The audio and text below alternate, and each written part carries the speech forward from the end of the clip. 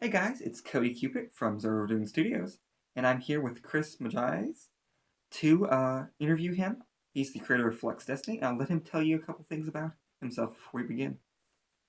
Well, hey Cody, thanks for having me on your show. I've been in the entertainment business now for about 15 years. I started off in graphic design, but I always had this desire to get into animation and television and film production.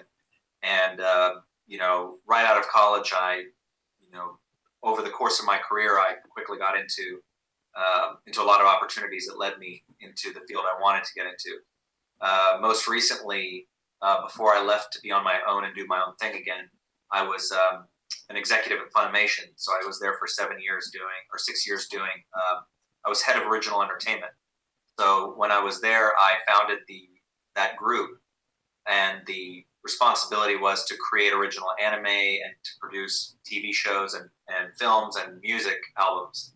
And so that's what I've done the last 6 years with them. So I produced live action movies, I produced anime movies, music albums, and things like that. So um, I've kind of touched every part of the business from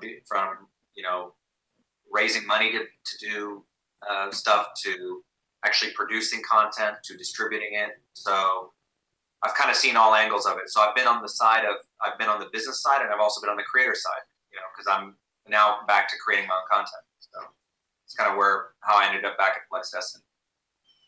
Well, we're going to get into the interview. Now, this video may have to be split into parts. As I've told y'all before, I have a 30-minute limit on filming with my phone. So if this video goes longer than 30 minutes, well, if it looks like it's going to go longer than 30 minutes, I'm going to cut it off and we're going to do segments. So I hope you guys enjoy. Okay, Chris, what is your main focus in art? What do you want to get across with your artwork and with everything that you do in the business?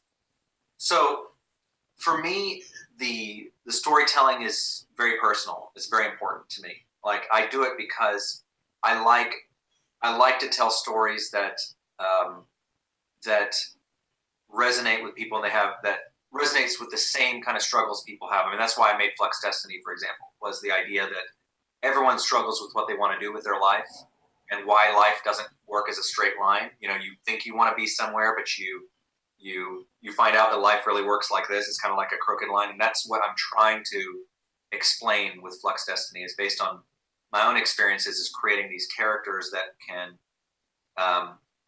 demonstrate that, and people can empathize with, because everyone struggles with that. Whether you're an artist, whether you're a doctor, whatever, you struggle with your destiny in life and what your purpose in life is supposed to be. So I like any art I do has to have some sort of meaning in it. Has to have some sort of meaning in the story. So that's kind of my purpose, and also the highest quality possible, of work, because it's very easy. And nowadays, if you look at anything, on the internet, there's so much just throwaway content now. People just it's just, and some of it's really poor quality, that we're inundated with just rubbish. There's just so much rubbish out there that I wanted to create stuff that would stand out because there was time and love put into it, versus just kind of the throwaway content that you see all the time. One of the benefits of the internet is that now everyone can get their content out there, right? You and I were talking about that before the interview, that, now you can get out there. But that's also the drawback. Everyone can get their content out. So now you have to stand out amongst so many people to get your stuff out. And I believe the way to do that is to focus on the quality of your work, whether it's in the writing or whether it's in the art itself. So, and we also have to be very careful to make sure people aren't taking our artwork and saying it's their own and breaking copyright laws. Because under fair use, I can take one of your art pieces and I can transform it into something different, but it still has your characters in it. And that's fair use. But when I just take Hugo and put him in my own comic and say, I created him, that's a blatant copyright disrespect. And I see so much of that nowadays. People just blatantly. Oh yeah, there's a lot of that. I've seen it a lot. I've seen it in everything. I've seen it in, in fact, in fan art. There's some fan arts that I get that people will blatantly rip off the fan art, other people's stuff or other things, and they won't even. And I'll ask people. That's why I always ask, if fan art is based on something, so I can attribute it. Because if it's at least if you give the credit to it, at least it's. But when people try to pass it off as their own, it's a different story, right? And I've had people who just do that, and it's not fair to the artists who originally did it. At least give them credit for that kind of stuff because they're not making money off it anyway. It's like a lot of my fan art that I have done for you. I usually, if I see something online that I like, I'll try it. I'll do a fan art, Flux Destiny fan art based off of it. But usually, even if I don't know the artist, I try and give some credit. And I always, tell you, hey, this is based off something else. And I see a lot of that.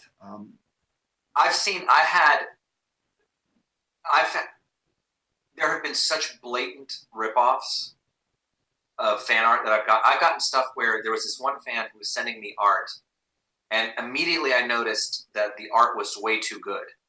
Right, that was the first thing. Was that there's this this artist, and she was too young for this. I think she was in her. There was no way that she was this.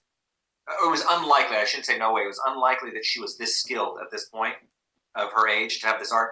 But not only that, the art looked different every time.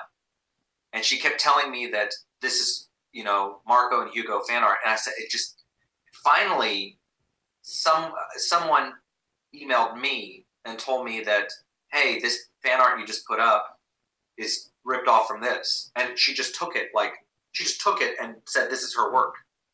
It's not even copying it or doing it based on or whatever. She was just lifting stuff and giving it as her own work. And I asked her, I said, and when I confronted her and asked her, I said, hey, you realize that this is everywhere? She still lied, and she didn't allow, and when I called her and I showed her an internet search. I said, I did an internet search and showed her on Google Images, there were so many copies of this thing. I was like, you're telling me, you're lying to me and telling me this is your work, and it's not.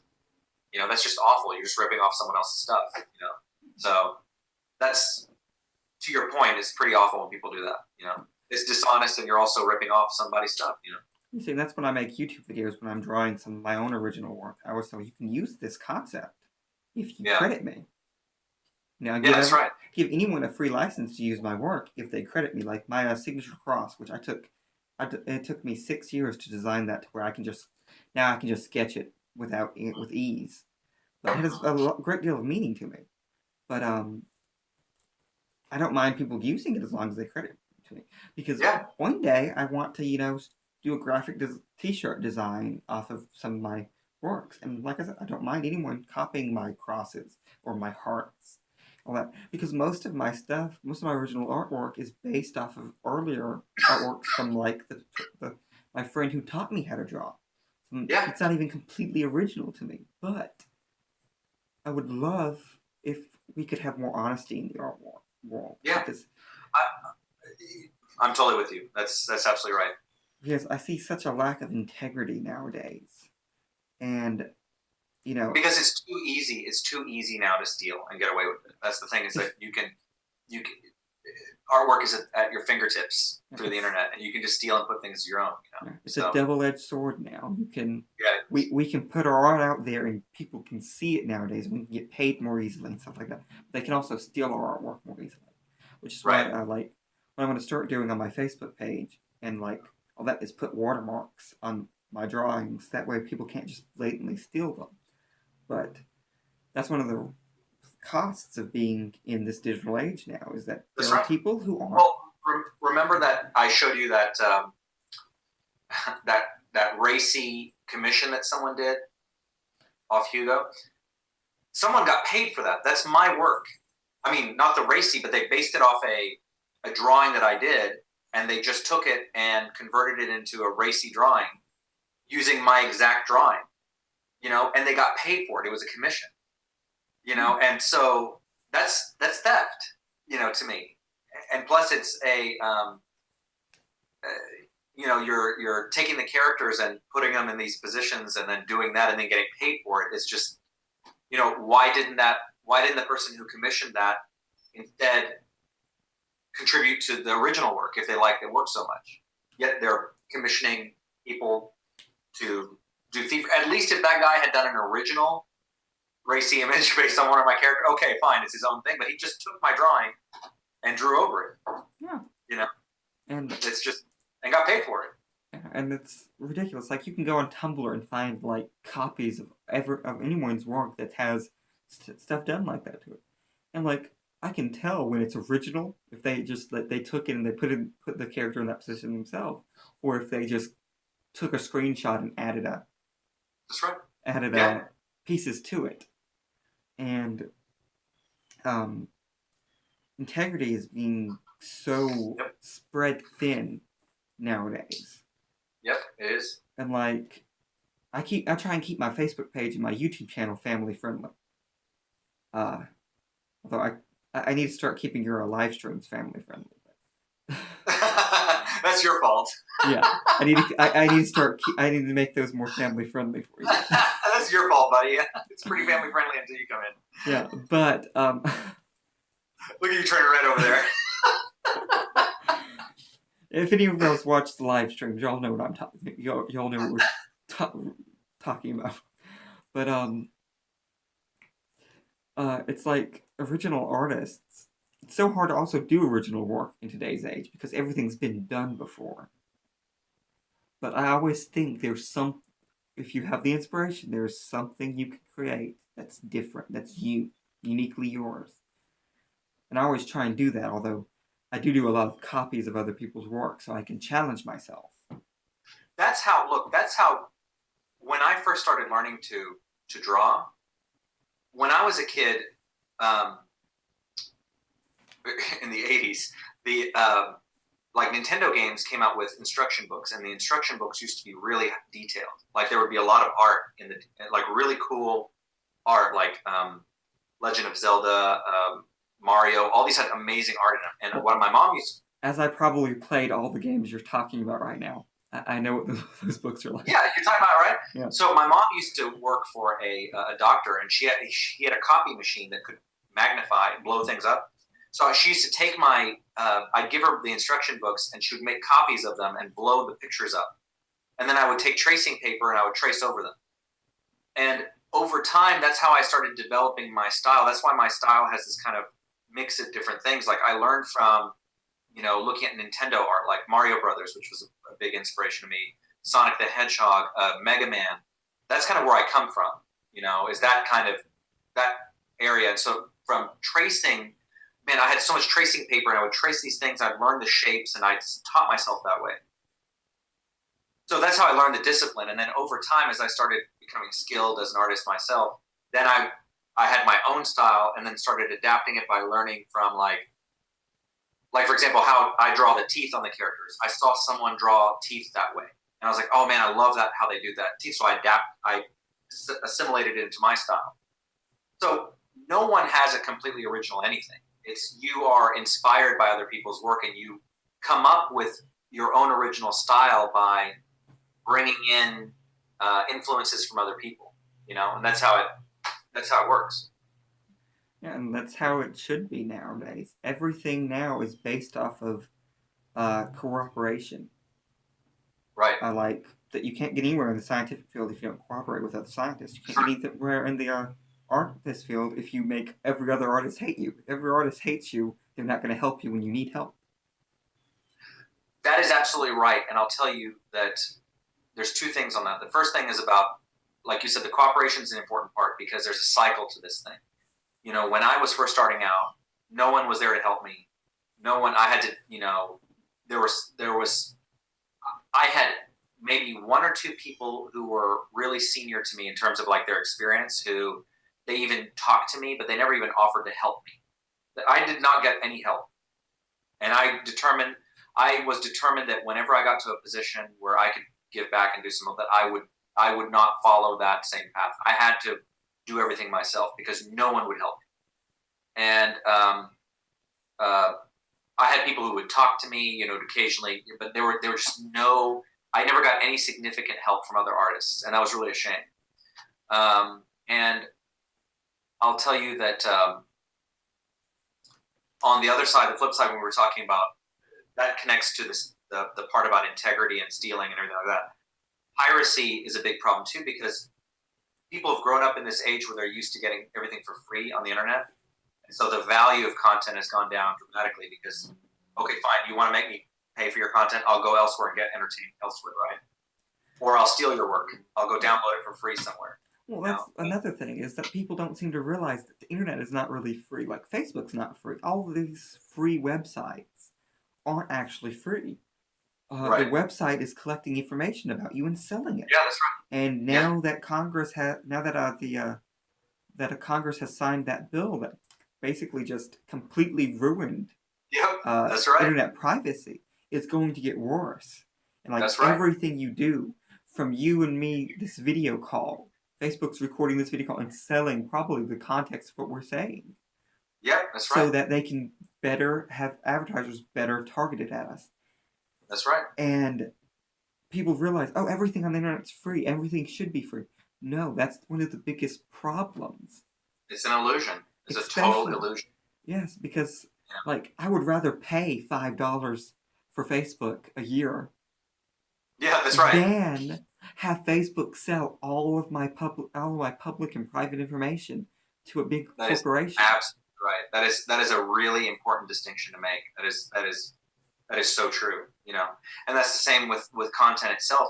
People will go on a BitTorrent or something and steal anime or whatever, and it's like you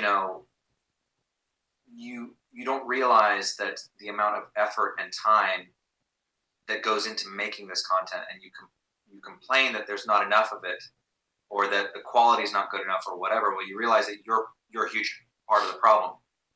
Not everyone, but there's a significant amount of people who steal content or don't contribute. You don't buy the DVD, or you don't, or you pirate stuff, or you, or you even when you're borrowing someone's Netflix account or HBO account and you're not paying for it, that has a big impact at the end, because who you're really hurting is the content makers, because they're at the very bottom of the waterfall. Like that's one thing that I learned that was a big influence on me over the years, as I was more on the business side of the entertainment industry, is how the people who actually make the stuff are at the bottom of the food chain, and the money it takes a long time for that money to go down all the levels to get to the people at the bottom. And so that's one of the biggest challenges. So people think that you make a movie or you make a book or whatever, and suddenly you're rich. And that's not how it works. It's a very, very difficult business. And all the royalties, everything's, oh, you get all these royalties. I'm like, I wish if I published my novel right now, I wish I would get as much royalties as people think. I don't want to get too into the weeds on this, but just this may be helpful. Is that just as an example, people say, oh, they see that a movie made $100 million in the box office, right? And they think, oh, wow, that's amazing. Yeah, it is amazing. But they don't realize that the producers who made the movie, when you have that 100 million, immediately the studio who's distributing the movie is going to take 25% right off the top, right? They're going to take a distribution fee. So now your 25 million is 25. Is that 25 million? Yeah, it's gone, right? Then they're going to subtract all the expenses. They had to market the movie, right? So they had to pay all this money for advertising and everything. They had to pay for the production of the movie. And the thing is, the production of the movie. So let's say that there was money after deducting distribution fees and expenses. Let's just say that it cost, between the distribution fee and expenses, it cost like $80 million, right? And out of 100 million that you got in. So that's 20 million that's left, right? That 20 million, it now has to go and recover the production cost. The production cost is the next in line. So people go, oh, it made 100 million, so it made all its money back if the movie cost another 100 million to make. No, you only had 20 million on the net to make back your production cost. So now you still have $80 million to make up for, and the people who are getting royalties, who are getting profit participation, won't see anything until that amount is paid back.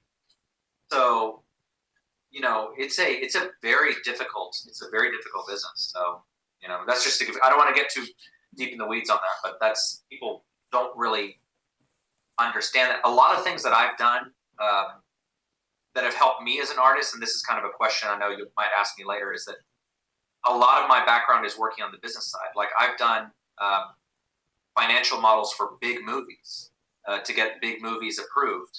Uh, and these financial models like help the studio decide, is this movie worth making, right? And so I've been a lot of that, and doing that has given me the background and the context of understanding how all this fits together, and it's given me an appreciation for it, and it helps me make the decisions I need to make as an independent creator. And I really recommend because when I was first starting out, I was like a lot of artists are. You start off thinking that you're going to make something and you're going to get rich, right? And a lot of people think that, right, when they're first starting, because they get sold on this like Disney magic thing. You make something and suddenly it doesn't work that way. It really doesn't. And as as I was in the radio field, I experienced a lot of this. Like, the people who's paid the least amount in radio are usually like the people who do the shows, the broadcasters. And they're the ones who are having to come up with all these ideas to keep people listening. Yeah. They're usually paid the least. Yep. Now, there's ways for them to make money back. If they keep getting bigger and bigger and their ratings get bigger and bigger, they get paid more and more. Right. When someone's working a commission selling advertisement for radio, they can make thousands more a month than a broadcaster can, because a broadcaster's on a fixed salary, and the salesperson is on a commission, so they can make infinitely more than the broadcaster. And people just think, well, all these artists, because radio is an art. Film, doing stuff like this is an art form. You have to know what you're doing to sell people your product. Right. And like, I don't get paid for this. I'm doing this for the fun of it, and in the hopes that one day I can get paid for it. Yep. And people always think that art is just something to do for a hobby. And that was one of the reasons I started this series. I was on Facebook and someone said, "This art's amazing. Too bad art is just a hobby. You can't have a real job at art." It just infuriated me because, everything is designed by an artist. And I've said this so many times during all my other videos that I've made on this point. I would be so curious as to when this concept of art being a hobby and it being somehow less to other disciplines started happening. And I think the root of it, to be honest with you, is what I've seen from other artists who don't appreciate the fact that this is show business, right?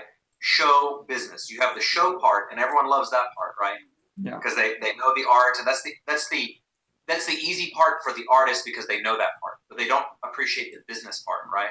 And so when they do that, it's easy for them to be taken advantage of, right? And I've seen that so many times. And until artists become cognizant of the business side of things and start respecting that side, I don't think they will not be taken seriously, right? We need to pause filming for 1 minute. Sure.